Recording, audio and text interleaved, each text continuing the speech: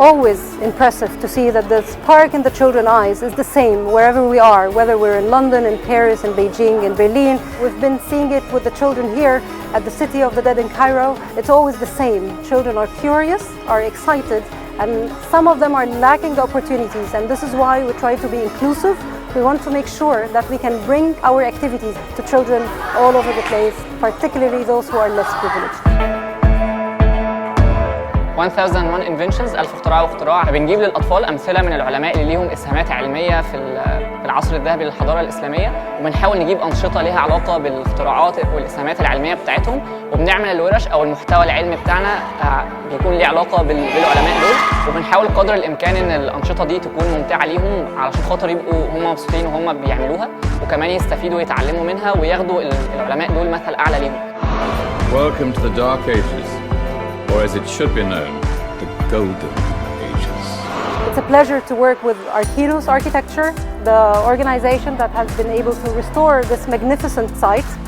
We're here in the so-called City of the Dead, or the Desert of the Mamelukes, which is basically a necropolis established here by the end of the 13th century.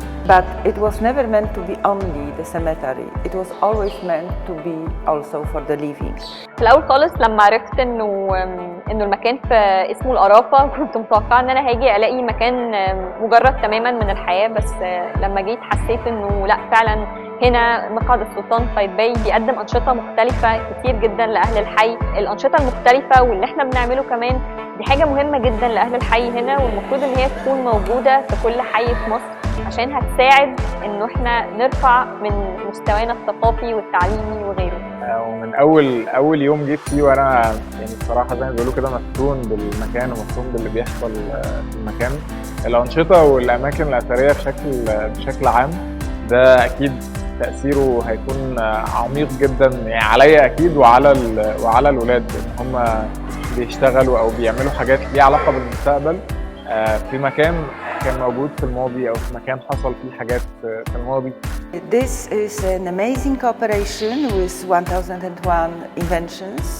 They teach children about science, about their own history, about the achievements. We're delighted to see how children are excited about science and how they are just looking for the opportunities to show their intelligence and how they just want to excel and become the builders of the future and to solve all the problems and the challenges of their own communities.